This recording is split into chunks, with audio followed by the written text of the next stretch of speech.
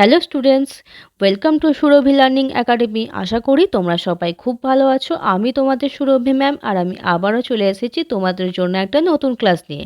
আজ আমাদের আলোচনার বিষয় ক্লাস 8-এর সায়েন্সের চ্যাপ্টার 7 অণুজীবের জগৎ। আজ আমরা এই অধ্যায়ের পার্ট 2।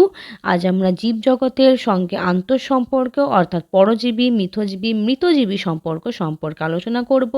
এর আগে এই অধ্যায়েরই পার্ট 1, সেখানে আমরা বিভিন্ন প্রকারের অণুজীবের বৈচিত্র্য সম্পর্কে আলোচনা করেছি। তোমরা যারা ওই ক্লাসটি এখনও দেখোনি তারা অবশ্যই গিয়ে চ্যানেলে ভিজিট করো। সেখানে প্লেলিস্ট করা আছে ক্লাস 8 সায়েন্স বলে, সেখান থেকে সমস্ত ক্লাস তোমরা পেয়ে যাবে। চলো তাহলে দেরি না করে আজকের ক্লাস আমরা শুরু করি। আগের ক্লাসে আমরা বিভিন্ন প্রকারের অণুজীব যেমন ব্যাকটেরিয়া, ভাইরাস, ছত্রাক, প্রোটোজোয়া, শৈবাল এদের বৈচিত্র্য সম্পর্কে আলোচনা করেছি। এদের ছবিও দেখেছিলাম কেমন দেখতে এরা, ঠিক আছে।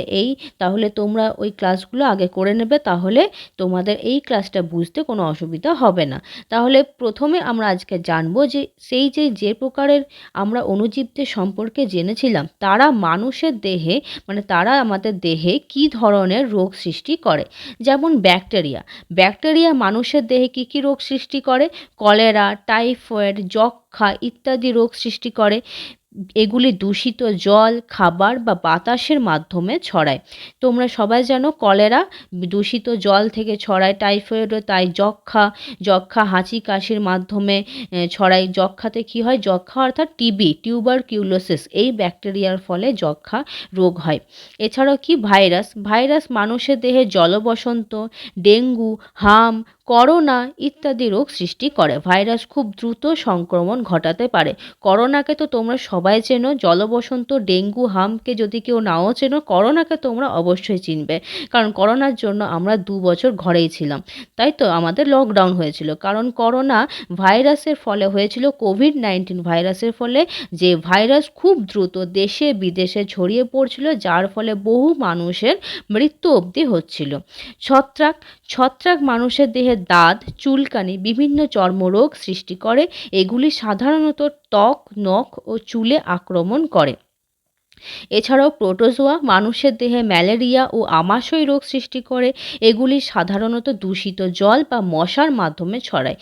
তোমরা সবাই জানো যে ম্যালেরিয়া স্ত্রী অ্যানোফিলিস মশার মাধ্যমে ছড়ায়, স্ত্রী অ্যানোফিলিস মশা কামড়ালে ম্যালেরিয়া রোগ হয়। তো ওই স্ত্রী অ্যানোফিলিস মশার পেটে যদি দেহে যদি ওই প্রোটোজোয়াটা থাকে, ম্যালেরিয়া রোগের প্রোটোজোয়াটা থাকে, তবে যখন ওই মশাটা আমাদেরকে কামড়াবে তখন ওই প্রোটোজোয়াটা আমাদের অর্থাৎ মানুষের দেহে প্রবেশ করবে এবং আমাদের ম্যালেরিয়া রোগ হবে।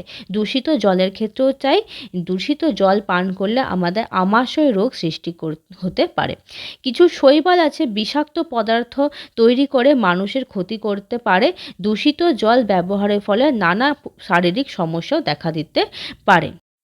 এবার আমরা জানলাম তো ঠিকই যে কোন কোন অণুজীব আমাদের মানুষের দেহে প্রবেশ করলে কি কি ক্ষতি হতে পারে, কিন্তু এরা প্রবেশ করে কিভাবে?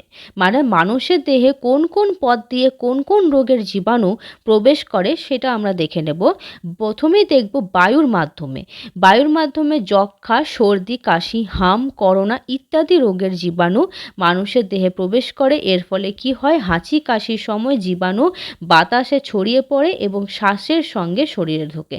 তাহলে যখন আমরা বাসে, ট্রেনে এইসবে যখন আমরা যাতায়াত করি, অন্যান্য মানুষের সঙ্গে যখন আমরা মেলামেশা করি, তখন তার হাঁচি কাশি হয়তো কেউ যক্ষ্মা বা হাম বা করোনা এইসব রোগে আক্রান্ত কোনো মানুষ যখন হাঁচে বা কাশে, তখন বাতাসের মাধ্যমে তার শরীর থেকে সেই জীবাণুটা বেরিয়ে তার সামনে থাকা কোনো সুস্থ মানুষের শ্বাসের সঙ্গে যখন সে শ্বাস প্রশ্বাস নেবে, তখন তার সঙ্গে শরীরে ঢুকে পড়ে এবং তখন তার দেহ ওই রোগগুলো সৃষ্টি হয়।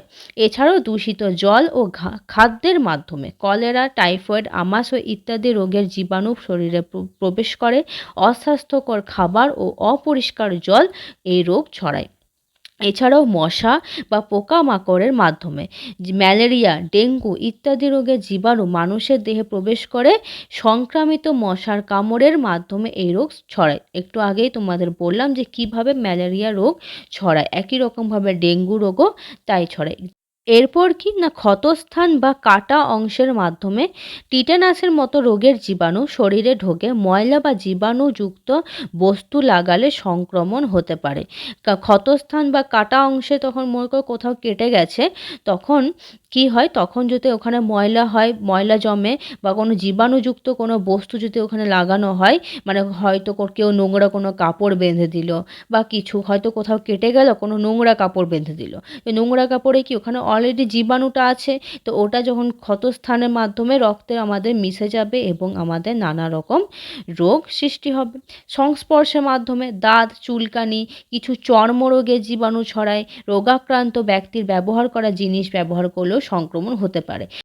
মনে করো কোনো মানুষের শরীরে দাঁত, চুলকানি বা কিছু চামড়ার রোগ হয়েছে, তার ব্যবহার করা কোনো জামা তুমি পরে নিলে, না কেচেই না রোদে শুকিয়ে, হ্যাঁ, তুমি পরে নিলে, তাহলে কি তোমার বডিতে সেই রোগটা চলে এলো না? অবশ্যই চলে এলো। তাহলে তার বডি থেকে সেই চামড়ার রোগে যে জীবাণুগুলো, সেগুলো তোমার বডিতে ছড়িয়ে পড়লো, তাহলে তোমারও এরপর ওই চামড়ার রোগ বা দাঁত, চুলকানি এইসবগুলো হয়ে যাবে। এবারে জীবজগতের সঙ্গে অণুজীবদের পরজীবী সম্পর্কে জানব। পরজীবী মানে কি? পরের ওপর নির্ভর করে বেঁচে থাকে। মানে যেসব অণুজীব কোনো জীবদেহের ভেতরে প্রবেশ করে সেইখানে বংশবিস্তার করে এবং সেখান থেকেই খাদ্য সংগ্রহ করে এইভাবে বেঁচে থাকে। যেমন দেখো ১ নম্বর কী দেওয়া আছে, কিছু অণুজীব জীবদেহের ভেতরে বাস করে খাদ্য সংগ্রহ করে। যেমন ম্যালেরিয়া জীবাণু মানুষের রক্তে বাস করে। ম্যালেরিয়া জীবাণু কী করে না, মানুষের রক্তে বাস করে এবং সেখান থেকে খাদ্য সংগ্রহ করে এবং ধীরে ধীরে কী হয়, সেই মানুষটা মৃত্যুর দিকে এগিয়ে যায়। এরা পোষক জীবের ক্ষতি সাধন করে। যক্ষ্মার ব্যাকটেরিয়া মানুষের ফুসফুসের ক্ষতি করে। যক্ষ্মার ব্যাকটেরিয়ার নাম কি? টিউবারকিউলোসিস। সেই ব্যাকটেরিয়া কী করে, ডিরেক্ট মানুষের ফুসফুসে গিয়ে আক্রমণ করে এবং মানুষের ফুসফুসের ক্ষতি করে, যার ফলে কাশি হয়, দিয়ে শ্বাস নিতে কষ্ট হয়, ধীরে ধীরে সেইখানেও মানুষটা কী হয়, মৃত্যুর দিকে এগিয়ে যায়। পরজীবী অণুজীব স্বাধীনভাবে বাঁচতে পারে না।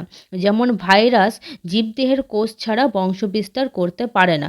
একটু আগের ক্লাসে আমরা ভাইরাস সম্পর্কে যখন আমরা জেনেছিলাম, তখন জেনেছিলাম যে ভাইরাস যখন কোনো জীবদেহের বাইরে থাকে, তখন সে জড় পদার্থের মতো আচরণ করে, অর্থাৎ সেখানে সে খাদ্য গ্রহণও করে না, বংশবৃদ্ধিও করে না, কিছু না।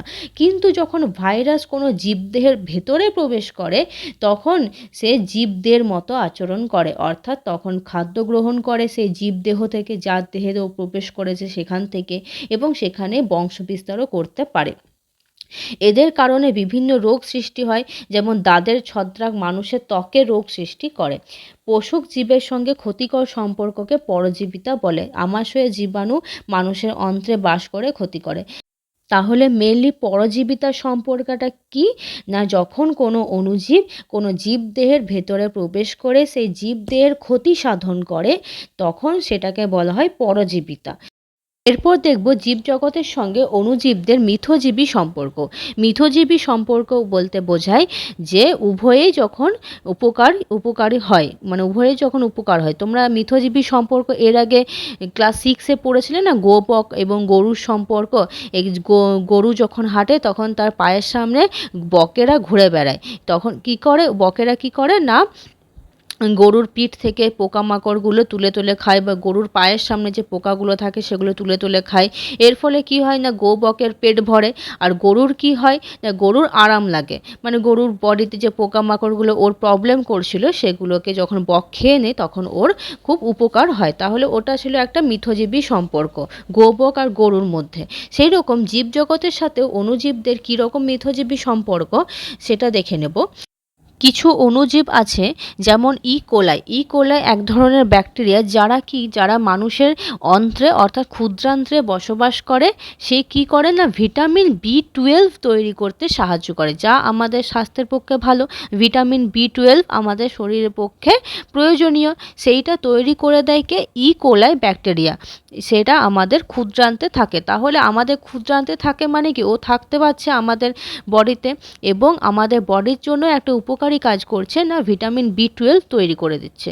তাহলে এটা একটা উপকারী ব্যাকটেরিয়া। এছাড়াও মটর গাছে বা সিম্বগোত্রীয় গাছে মূলে এক ধরনের ব্যাকটেরিয়া থাকে যার নাম হলো রাইজোবিয়াম। রাইজোবিয়াম কি করে? না বাতাস থেকে নাইট্রোজেনকে সংগ্রহ করে মাটিতে মিশিয়ে দেয়, মানে মাটিতে স্থির করে। এর ফলে কি হয়? না উদ্ভিদেরা নাইট্রোজেন পায়, উদ্ভিদেরা মাটির মাধ্যমে নাইট্রোজেনও পায়, যা উদ্ভিদের বৃদ্ধির পক্ষে খুবই প্রয়োজন। তাহলে উদ্ভিদের বৃদ্ধির পক্ষে প্রয়োজনীয় নাইট্রোজেন বাতাস থেকে মাটিতে মিশিয়ে দেয় কে? না রাইজোবিয়াম ব্যাকটেরিয়া। রাইজোবিয়াম ব্যাকটেরিয়া কোন কোন উদ্ভিদের মূলে থাকে? না সিম্বগোত্রীয় উদ্ভিদের মূলে থাকে, যেমন মটর, এছাড়াও ডাল জাতীয় কিছু উদ্ভিদ। শৈবাল ও ছত্রাক একসঙ্গে বাস করে, উভয়ে উপকৃত হয়। এখানে শৈবাল কি করে? না খাদ্য তৈরি করে এবং ছত্রাক জল ও খনিজ লবণ সরবরাহ করে। শৈবাল তোমরা আগেই জানলে যে শৈবাল নিজেদের খাদ্য নিজেরা তৈরি করতে পারে। তাহলে শৈবাল নিজেদের খাদ্য তৈরি করে এবং ছত্রাক কি করে? তাকে জল এবং খনিজ লবণ সরবরাহ করে দেয়। এইভাবে কি করে? না শৈবাল এবং ছত্রাক একসাথে বসবাস করে। পরস্পরের উপকার করে একসঙ্গে বসবাস করাকেই বলা হয় মিথজীবিতার সম্পর্ক। এরপর দেখব জীবজগতের সঙ্গে অণুজীবদের মৃতজীবী সম্পর্ক। মৃতজীবী অর্থাৎ কিছু অণুজীব আছে যারা মৃত ও পচা গলা বস্তু থেকে খাদ্য সংগ্রহ করে, যেমন পাউরুটিতে জন্মানো ছত্রাক। কিছুদিন ধরে যদি কোনো পাউরুটি রেখে দাও বা কোনো ফল বা আলু, এগুলো দেখবে পচে যায় না? পচে গিয়ে দেখবে সাদা সাদা এক ধরনের তুলোর মতো একটা জিনিস তৈরি করে দেয়, ওগুলোকে বলা হয় ছত্রাক। ওগুলো মৃত পচা গলা বস্তু থেকে ওরা খাদ্য সংগ্রহ করে। এরা জটিল জৈব পদার্থ ভেঙে সরল পদার্থে পরিণত করে। ব্যাকটেরিয়া মৃত পাতা পচিয়ে দেয়। মৃত পাতা পচিয়ে দেয় বলতে, যখন দেখবে সার তৈরি করা হয়, জৈব সার, তখন দেখবে শুকনো ডালপালা বা ফল মূল সবজির খোসা এগুলো মাটিতে ফেলে দেয়, দিয়ে দেখবে কিছুদিন পর পচে যায় এবং সার তৈরি করে। তো পচে যায় কিভাবে? কারণ ওর মধ্যে কিছু ব্যাকটেরিয়া জন্মায় যারা মৃত পাতা ফল মূল এইসব থেকে খাদ্য গ্রহণ করে এবং সেখানে থেকে বেঁচে থাকে। তাহলে এরা কি করে? সেই মৃত পাতা বা ওগুলোকে পচিয়ে দেয়। মৃতজীবী অণুজীব পরিবেশে পরিষ্কার রাখতে সাহায্য করে। মাটির ছত্রাক মৃত প্রাণীদের পচায়। হ্যাঁ, পরিবেশ অবশ্যই পরিষ্কার রাখতে সাহায্য করে। আমরা যখন নোংরাগুলো ফেলে দিই, যেগুলো পচনশীল, সেগুলো ওরা পচিয়ে মাটিতে মিশিয়ে দেয়, তাহলে ওই নোংরাগুলো থাকলো না।